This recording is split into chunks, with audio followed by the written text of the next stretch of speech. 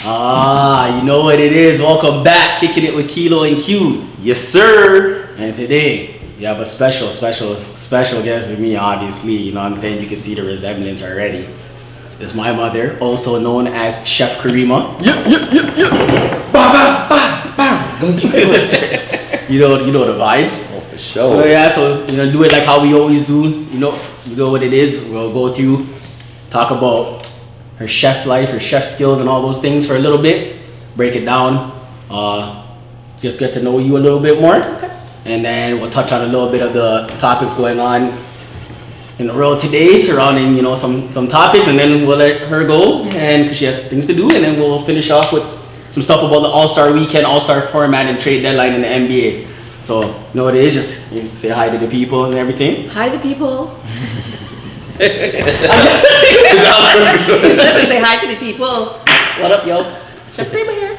Alright, so it's gonna be kind of like a little awkward because I kind of know the story, but I don't really actually now that I think about it. So we'll get right into it. So one is Chef Kareema Inc. and it's also Taste So Good Inc. as well, right? Taste So Good Foods. Foods. Yes. Alright, so why'd you come up with the name Taste So Good? Actually, a friend of mine he had the name, the domain name. He was getting rid of it, and he's like, "Do you want it?"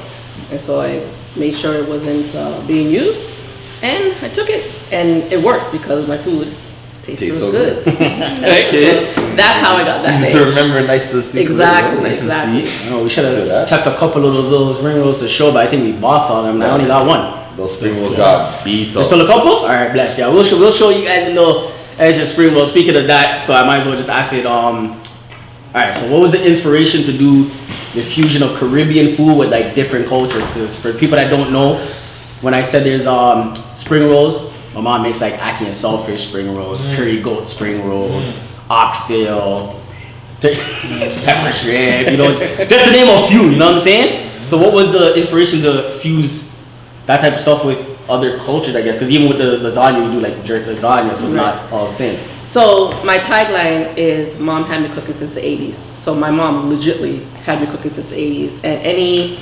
'70s kids, immigrants of any culture, we were pretty much latchkey. So we had to at least take the chicken out the freezer to let it thaw out, right? So that's a running joke if it's not thawed out. So I started off with that, and then mommy started to teach me how to season up the meat, whatever. So mommy, your grandma, really was my inspiration for food and the love of food. So between whatever we cooked at home, which was Trinidadian, Bajan foods, I grew up with a lot of Jamaicans and Guyanese, and then I met a lot of the other islands, and I'm very about the islands and the Creole-ness of it. The Creole-ness, I just made up a word. So the islands, the Caribbean islands, is like a Creole part of who we are: French, Dutch, English, Spaniards, African, Indians, right? So in that, because I love food and things that I like, I want to infuse it with the Caribbean. So I love lasagna, so that was one of the things I wanted to do, was make a jerk chicken lasagna. And I started off with that, I think. Was that one of the first things I did? Remember the first time we had it? So. And you're eating it. I was like, yo, why am I sweating? Yo, I love spicy food. That was booming. And then she's like, oh yeah, it's jerk. We had no idea. We're like halfway through, like, yo, it's hot. Like, it tastes like this. It was different. Yeah, booming. I think that was one of the first things I like publicly put out there to the city, to the world, I guess, was the jerk chicken lasagna. And then I just started infusing whatever it was that I liked. So now it came to like the spring rolls. I'm like, I had some leftover. No, allow me to tell. A chef brethren of mine came with the idea to me with the ackee and saltfish spring rolls. I don't want to get cussed up, eh? So he came with that. So when I was managing a restaurant at Kingston Road in Morningside, it was like mine. So we were running it. I had some leftover curry goat. I said, that would taste in a spring roll. So that's how that came about. And then it was always like a leftover of something. I'm like, oxtail rice and peas. Why can't I go into the spring rolls? I'm Trinidadian. We have macaroni pie, callaloo, some stewed chicken in a spring roll. Why not?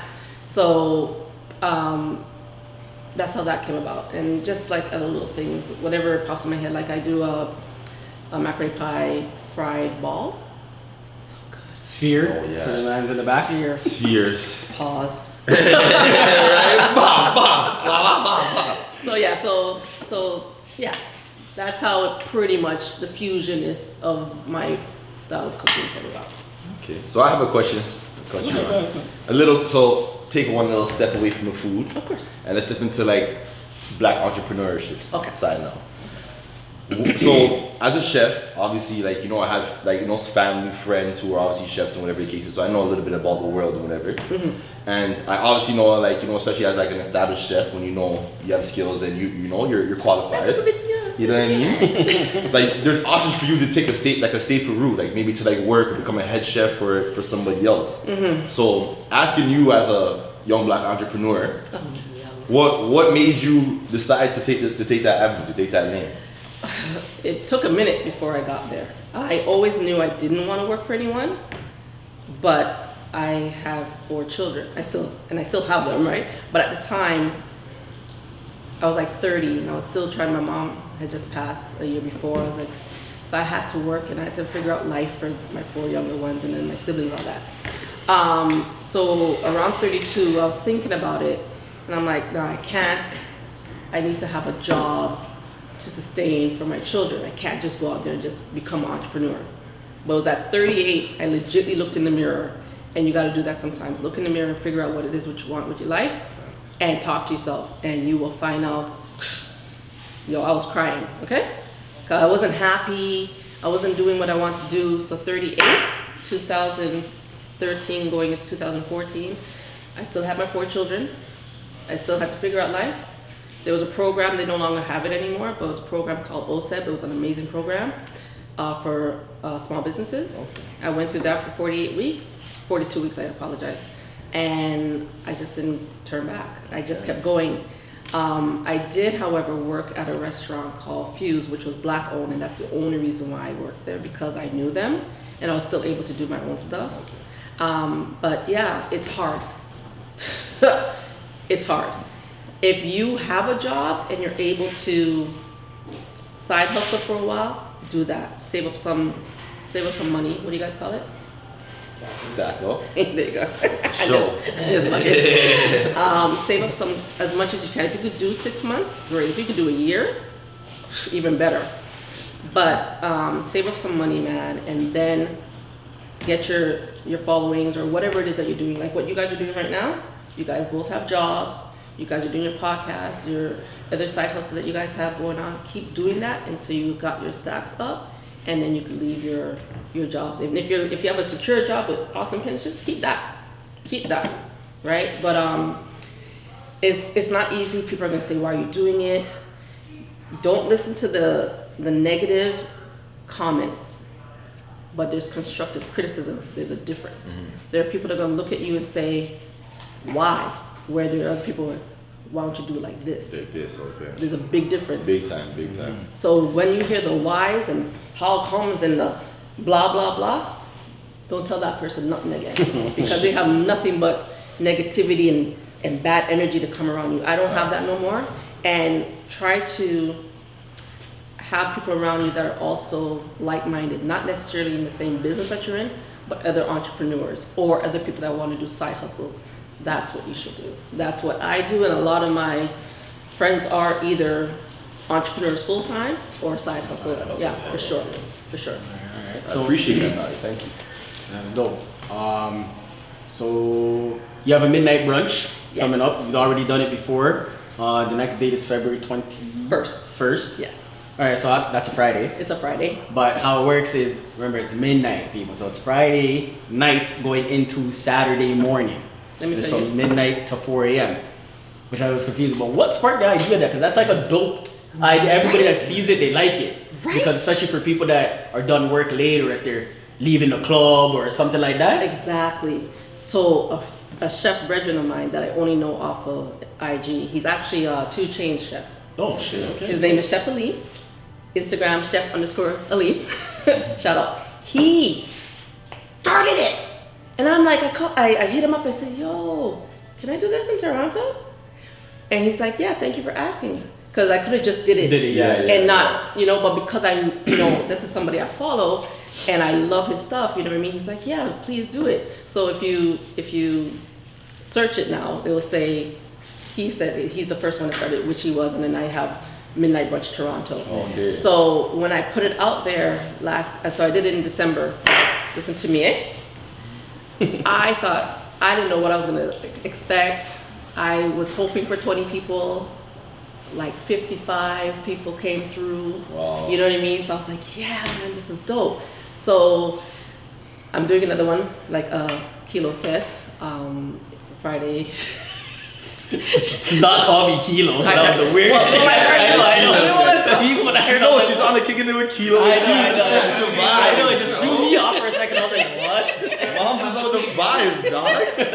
I'm not gonna call out your government on here. Mom's on the vibes. You didn't even mention my government. You call me 8 different names before you get to my name. I actually call him my son. So, Friday, February 21st, 11:45, the doors open because there was a big confusion with time. People, 12 a.m. is midnight. 12 a.m. is a brand new day. It's not noon. So anyways, it was a running joke. I had to do a video. Listen, I had to get digital, I screenshot digital clocks. Clocks, yeah. Wait, so I put on this one, 11:45, the doors open, but it starts at midnight. So it's brunch. So we're gonna have some vegan cornmeal porridge. I'm doing the chicken and waffles. I'm doing the chicken waffles, red velvet waffles, with my very delicious rum cream syrup. Doing a mac and cheese to go with some Korean style ribs, or if you're vegan, Korean style portobello mushrooms. And then I'm gonna do Trinidadian Bajan saltfish boljol, tomato choka, fry bake, plantain. So that's, because the last one I did, I had Jamaican Kelo Q. Okay. I did scrambled eggs and stuff, but people were really not too tough on the scrambled eggs. They wanted the real food. They wanted the real food, so I said, you know what, but the waffles have to be there. The waffles got it. Yeah, for sure. Right? Then I got a couple sponsors. The Rum Shack and Fab Box. Shout out the Rum Shack and Fab Box. Yes, on Instagram. Thank you for fucking with I mom. have a question. Yes. How'd you go about getting sponsors? So thankfully, That's a good question, right? That is a good question. So you could do paperwork if it's a big company you want to get with, like say for me, like say Loblaws. I'd write out a proposal of what it is that I want, and I'd take it to them and talk to that franchise owner. Now with the Rum Shack and the Fat Box, I actually know both of these people. So they came to me and said, this is the second one. The Rum Shack, he's now getting out his juices and his alcoholic beverages. Yeah. So he's sponsoring in that way. The Fab Box, she does so much. Her and a partner, they have a wine company called Nourishing Wine, which is delicious, black owned, 2 black women, West Indian background, but from Toronto. So that's the Fab Box, and yeah, so there's I haven't had to deal with actually going out there to beg for sponsorship yet, but I'm gonna. Because hey, the next Midnight Brunch is gonna be coming in another 2 months, right? So I wanna do it every 2 months for now and see how it's going, because it's like you said, Kelo. Like you said, I was out last night and the kitchen closed at midnight, and we were hungry. Right, Not and everybody wants to eat a hot dog after the club. Exactly. So, and I came home and I made a very delicious Havarti and a Gouda grilled cheese sandwich. It was delicious. Oh, I thought you were gonna bring up the mackerel. I had done that stuff. Yeah. But anyways, but yeah, so you got a question too? All right, Graham's in the back holding it down like always. As a young black entrepreneur that's a woman, right? What advice would you have for other young black entrepreneurs coming up in this era of like social media and like, you know, the pressures of life for a young black woman? What kind of advice would you give them to try to make it to where you're at? Right. What's this young word? Okay, never mind. Yeah, continue. I'm just joking. Thank you. Thank you. Joking. You already know. Well, with social media, let me tell you, my favorite platform, just off of, I'm gonna take that part first, is Instagram. Favorite, because I can't lie, I get more than half of my customers from Instagram. I don't do a lot of them. I do Facebook, Instagram, and I now start to do LinkedIn more. I'm not the other ones, but utilize those. Utilize those, not just the young black women, but anybody young black coming up. Use social media to your advantage. Don't post sporadically. If you can do a page on for, like you guys have Kelo Q, but then you also post on your actual pages too, have a separate account, right? See who you could talk to. Who do you know that's doing the same thing? I'm always open to help anyone, especially if they're a chef, to like call me, or find me on social media. It's easy. I will give you whatever answers I can give you. Like someone was on a group on somebody's page, and they were selling themselves so short. Like I was like, I inboxed them one time. I said, "Ma'am, no. Those prices are for oxtail. You want to sell that for $8? Of course, people are gonna come and buy it. But that's how much it is a pound. No, you can't." So when I and a couple other people reached out to her separately, she was like, "Thank you so very much," and she changed her prices. Okay. It takes time, because I was one that I was pricing horribly for a while, and I was like, no, you have to factor in your time, your skills, your labor, which is time, right? And whatever product that you're selling. Yeah. So if I'm gonna do an oxtail meal for 100 people, it's not gonna be $100. So when clients come with some outlandish prices too, no, then go buy it yourself and cook it yourself, because that's disrespectful to not just the chef, just to even just your time. Yeah. Right, like the oxtail itself is gonna be like $150 to $300 for 100 people. You know what I mean? So you have to just figure it out. Don't get me wrong. Family, friends discount happens a lot with certain things. I work within your budget. You can't have champagne ideas and big beer budget. It don't work so, right? That's a life lesson in general, not even just spirits. Just anything. That's You can't have that, right? But yeah, if you need to learn more about doing podcasts, look up whoever you can look up, even if you don't know them. Martha Stewart was one of, even though she's not a chef and she says she's not a chef, she's dope at cooking. That's somebody, I don't know Martha Stewart, but I go on her page, I look at what she's doing, and then I kind of learn from that. There was also a black lady, Phoebe Smith. She has dementia now, so it's so sad to see her go frail like that, but she was like the dopest black chef entrepreneur. She was like the black version of Martha Stewart. Well, that's what I call her, because she did all these other things as well as cooking, right? But yeah, just sometimes your mentors aren't people that you actually know. You know what I mean? Just pick up a book, follow that person, and then just learn what you can from them. Don't be afraid to take that jump, take that leap, Quickly. Yes, and take it. Don't be afraid. It's hard as shit. Let me emphasize how hard it is. I work for myself. Sometimes I don't know now where the money's coming, but I don't let that deter me from what it is that I want to do, because it's going to come. It's going to come. So you have to also try and stay positive.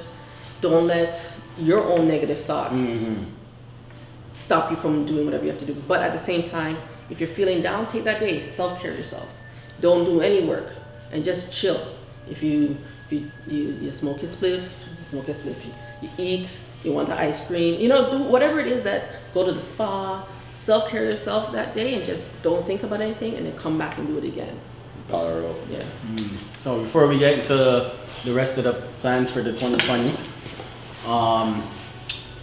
just because this is a big thing that I've been noticing more and more people don't do, But as a chef, how do you feel about people not cleaning their meat before they before they?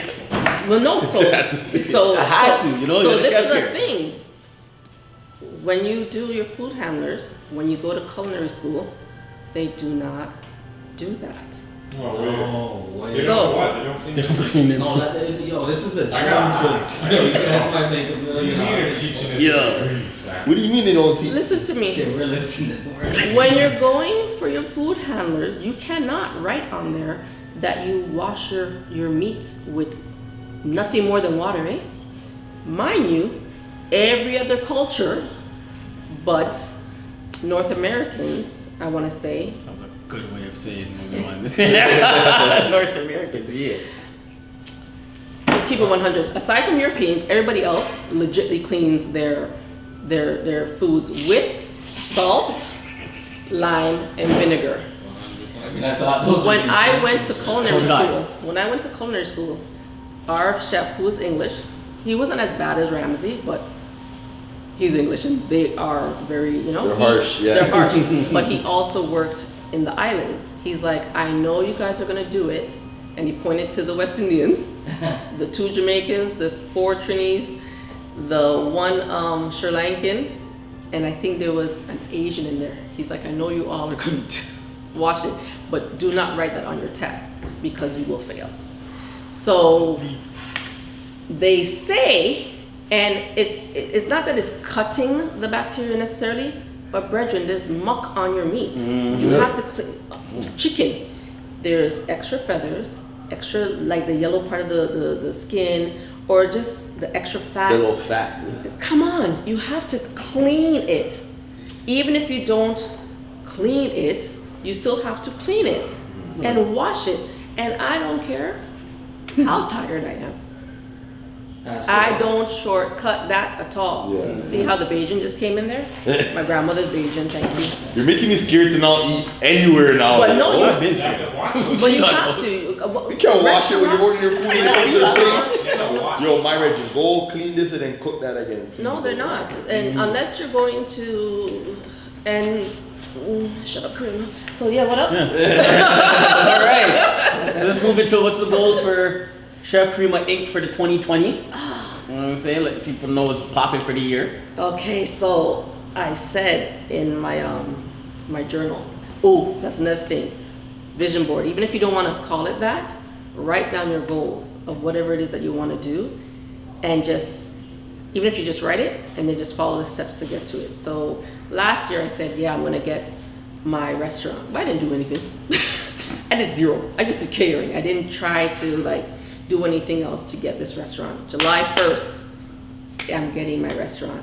Now, that being said, I saw a girlfriend of mine and she's like, why don't you do like a GoFundMe? I'm like, no, people are gonna say blah, blah, blah. She's like, I don't care, people are always gonna talk. They're gonna say something negative about something. Do it. So I'm actually gonna do, but not GoFundMe, it's called Indiegogo. That's for entrepreneurs. So it's a crowdfunding for entrepreneurs. Indiegogo, INDIEGOGO. Check it out. So I'm gonna do that to help me get either or both, my food truck and enough funds to get a restaurant. So my goal is my restaurant July 1st. So people, if you see me slipping, what are you doing today? So there's that, and then also my spring rolls. I want to get them into stores. Yeah. More caterings, bring them on. More events. For pretty much, I like where I am now that I don't have to run down money. I appreciate the fact that if you are coming with some, I only want to pay this, but it really costs this much, then I'm not the person for you. You know what I mean? Keep it honest. Keep it honest. I'm not the person for you. I will work with organizations because nonprofits don't have no money. So that's a little different, you know what I mean? It like certain things I will work with, and that's what you have to decide for yourself. What works for you to sponsor, how much times a year do you want to sponsor something? What kind of sponsorship are you giving? I give my time, get the food, I will give you my labor. But I don't want to do both. You know what I mean? Because that costs money. Food costs money. Taxes are on food. All these things. So 2020 is just keep rising to the top. That's it. Give it all you got. Give it up. Sorry. That's cool. Alright, so as we do is switch over to a couple of topics that have been popping in the world today. Before we go into this one, here's one that I just had to ask you because I know you're a big Janet Jackson fan, right? Who's a better dancer, Sierra or Janet Jackson? Janet, what the heck's wrong with you? Sierra, there would be no Sierra I know there'd be without no- Janet. I know there'd be Calm no- yourself. better. I Hold know. on a second. There would be Hold no, on. but who's Pause. better? Janet, brethren, if Janet was the same age as Sierra right now, she would Sierra done our... would mop her up if they're the same age right now. Who are you talking Chris about? Brown will mop up I Michael think so. Jackson if they're the No same way. age right now. No, but Yeah. Chris Brown... No, but Chris Brown Nobody's doesn't... watching Mike or Janet. I just Sierra? brought up the Chris Brown and Mike last year. Huh? Or not last year. And it's Oh, 50 Cent did. Chris Brown, Listen, Chris Brown. he can breeze you around still. yeah, he's different He's a because... diverse performer. And he's also, can he breezy, does he can all Mike- these different things. Yeah. You've Then he never can do- he seen can Michael do- Jackson flip. Let me see, Chris supposed to do 4 backflips to do the Michael Jackson splits and then start moonwalking and then that's- come. that's And your- it's all But gonna look that's sticky not like, what yo, you this guy's said, like. I know, but that's not something that's your... No, that's- but Michael Jackson is giving the authentic Chris. I feel I like agree. That before. Mike looked like he was gliding. Mike Mike was- Mike was Okay, a watch float. it. That's what You it know is. why Mike Mike's was so floating. sick? Is because of his body structure. The way the way his body was structured, the way he moved. It Yeah, looked but There's crazy. nobody else that can move That's like right. that I hear just you. because of the structure of his shit. I hear you. Yeah. But stuff that Janet was doing, Janet was the originator, yes. But Sierra is just... She's it's not the same- originator. No, I'm not saying the original. I'm just saying Janet was I'm the... sorry, sir. All right, hold sir. on. Sir. You remember the video? Don't let me see. Trinidad ain't coming up. The promise video. That is all Janet. I know. And it was sexier. All Janet. This is 6 years. Who cares? But I don't know But see, still. you can't do that because back remember too, Janet Jackson is different- unlikely 10 times sexier than Janet Sierra. Jackson is the Way sex symbol. sexier. Right now, she Way It's is. not about sexier. sex symbol, 90s, golden era music. Oh, 90s, yeah. This guy said is the But that's the sex golden symbol. era. There is no other era that was been hotter than that era. Janet I Jackson- know, but Janet Jackson's the 80s. She might be More the than the best. 90s. No, and 90s. All of She's the 90s. She's more 80 than All 90s. of the 90s. Okay, when the Pleasure She Principle was come low out? key. 86. You Yeah, know- but she you went remember that all the song? way to I the hate you 90s. so much. She went all She the way. breaking that shit in the room with Busta Rhymes. You remember that? Oh, Yeah, but that's not wait. the same song. I know what song was That's that? that's the. Anyways, I love Sierra, but Miss Sorry. All right, Janet Jackson. Janet Jackson. Yeah, that's all what- day, All right, every let's day. get to the smoke then. Okay. Make me drop my phone. Gail King and Oprah versus Black Men. What's going on? Black man win. Okay, hold on. Holy smokes. Hold on. man. So, not with the death threats. That was no. I don't no, think no. anyone's sending her. No, death no. threats. Who, we don't know. I know, but if she's it's saying that. Instagram Hold death on. threats, So come on. hold on. But if she is, we don't know that. But they're saying that's what's happening. So if that's what's happening, Cut that nah, out, yeah. done that. That is not. That's not. Can I interject and say Kosher. so? I'm not saying that it's good, but I'm saying that you understand the world you're in when you're No, playing in the world. brethren. When you say Hold- certain words Listen to on, me. on certain lines, Listen you know. to me. You know. Listen to me. They're extremists. First of all, it's not that serious for death threats. It is. No, it's not. But it is bad what there was. Listen, my child know I was never the biggest Kobe fan during the season. But off season, I respected the way that he was off season. Anyways, long story short, this happened 17 years ago. Everything that happened, whether she did testify, whatever, it was dropped. He got acquitted, right? It was acquitted he get? Case dismissed. Case dismissed, sorry. Case was dismissed. Now, you had 17 years to ask him about this. If you didn't want to ask him why he was still playing ball, you had 3 years since he retired to ask him this. So for you to wait, the man not even buried yet. That's the. He's major not even thing. buried yet, and you're. So for Gail King, she went to school to be a journalist. Not saying don't ask questions, not saying don't ask these questions, but these are not the people to ask. You had 17 years or the last 3 years to ask the person these questions. Now, again, people are going to come up because social media, a lot of people are very social media bullies and they'll say whatever they want to say behind Easy to people. get to them. They won't even say it in your face. And a lot of them are bots too. Right, exactly. So for Snoop, what he said and how he said, I understood what he was saying. He did not threaten her. What he said is, what did he say? Funky dog head bitch. Okay, aside from that. That's what he said. Yeah, no, but he also said something about Watch When I See You or something like that. Oh, I don't know. The video I seen, he didn't say anything like maliciously. He was just like, yo, No, but why would you do? All right, bless. All right, so the last thing I was gonna say about Kobe was a girl was on her interview and she was saying how what we have to realize is that Kobe, even though as he was acquitted for it, still apologized to the girl for feeling that, yo, even though I thought it was consensual. Did you get the exact quote what he said? No, not the exact quote, but pretty much it's saying of, even though I felt it was consensual, she did not. So I apologize for her feeling that way. And that's what he gave her money for. Exactly, gave her money for that. And when you go to that, we apologizing for stuff that we didn't do. How many times did Emmett Till apologize for something that he didn't do and still got punished for it? This is what the black girl said. I'm not even gonna act like, yo, I'll try to find your name and maybe I'll tag you with it. When I find it was on Shade Room this morning, first thing I seen this morning. Listen. She was mentioning that and I said, yo, that's the truth. That's another reason why with black men, it's like, not even just black men, because it's more with everybody, but especially with black men. It's like, yo, somebody did something. It's like when people are bringing up Chris Brown beating up Rihanna in 2009 or 2008. All now, Chris Brown since then has had nothing like that. But people say, he's a woman beater. How is he a woman beater if he did something once and never did it again? And they squashed it. They dated again. Exactly. So we need more forgiveness, what I'm saying. Like for black men, it's like they don't want to forgive. True. So, well, for black people, they don't want to forgive, but don't let me get started. You know how I am. So my question is, how long, or what, do rapists get a timeline?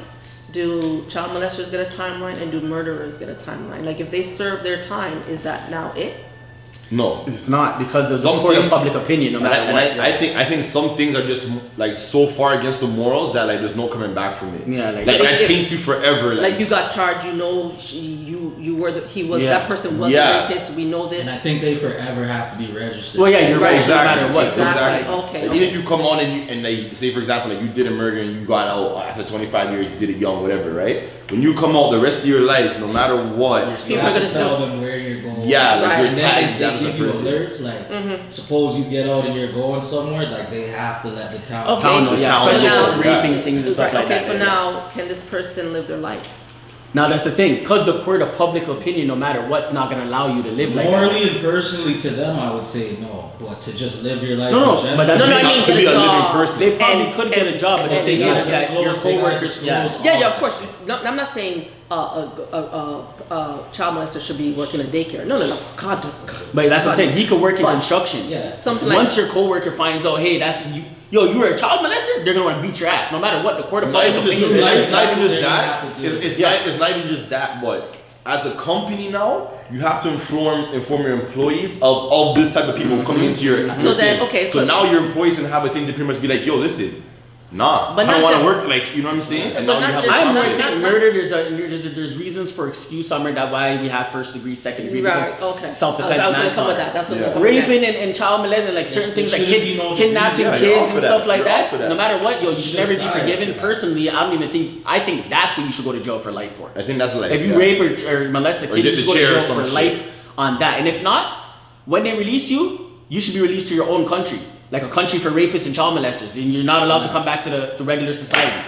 And if they did that, you guys have your own thing. You guys can rape. But you know what? Even girl rapists. Hold on, you know what? Child molester, you gotta go over there too. If they were to do that though, they would have to treat the rape cases similar to homicide cases, where there'd have to be degrees of it. Because, for example, just like you said with Chris Brown and Rihanna, right? It happened one time or whatever.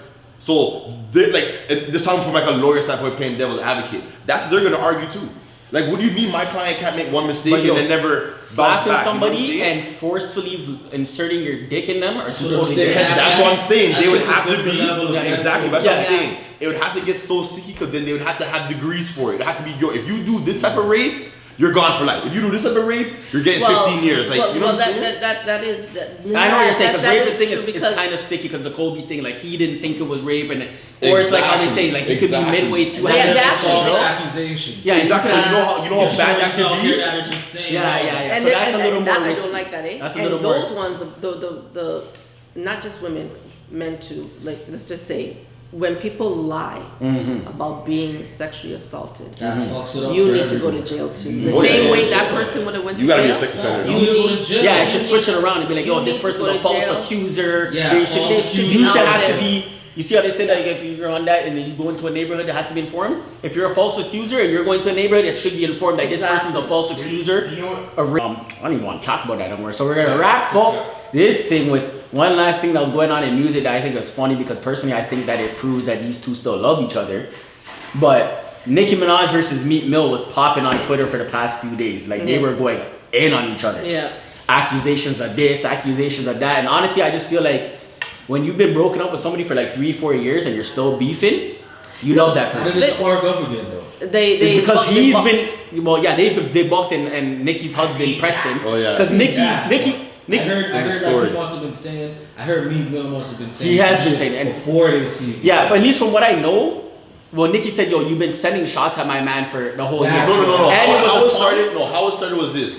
There was a picture that came out with the same her boyfriend, and he was in a store, Outfit thing. and he was kind of like I know, posing. this is in, recent. This is recent. This is Oh, like one of Yeah, the I'm saying bad this is how this it is flared up this day. time. Yeah, that day. This is how it recently Because Meek flared up. liked the post. Because no, he made a comment on it or something like that. Somebody, oh, they got something, the bull working for this, something, whatever. Yeah, whatever. Meek didn't make that comment. Meek liked the post. 'Cause Oh, that's- okay. And then because that's what started the James whole thing. Harden posted a song that I don't even think Meek Mill released, but it started. It's like, Oh yeah, he's this is dissing him beyond about his me. kids. Yeah, he's like, this is beyond me. You supposed to be my Beyonce. Now you this nigga's fiance. Yeah, What you talking yeah, about? yeah. Oh, he makes you smile. Yeah, He yeah. nicely, huh? The nigga wears boot cut jeans with Balenciagas on. So he's dissing the man. Clearly dissing the man.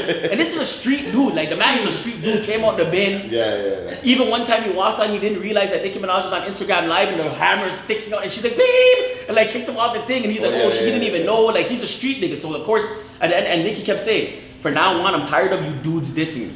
If you're a man and you're gonna diss me, you're gonna talk to my husband. Which I feel her, because you're a man. She You should. can't You really. should be, and that's how it should be. Now, But you know they're what it is? What? People started cutting Oh, off. I hear you. See, Nicki, like she does that shit on Yeah. purpose. Exactly. As a woman, as a woman, Well, if a your lot man's of women supposed do to, that. your man's supposed to do that. And- but your But- woman's and- not supposed to be. And you know what? Though? She Trini. Hold on, mom. Hold on. You know what And it New is, York. dude? She's Trini and from New York. Yo, hold on. You know what it really is too though? Is that her doing that, on my opinion, as a real nigga, that's a bitch move. It's a bitch. Because you know 90% of the First people, of all, hold on, 90% of sir. the people that are talking smack about her is music related. Your nigga is a street nigga.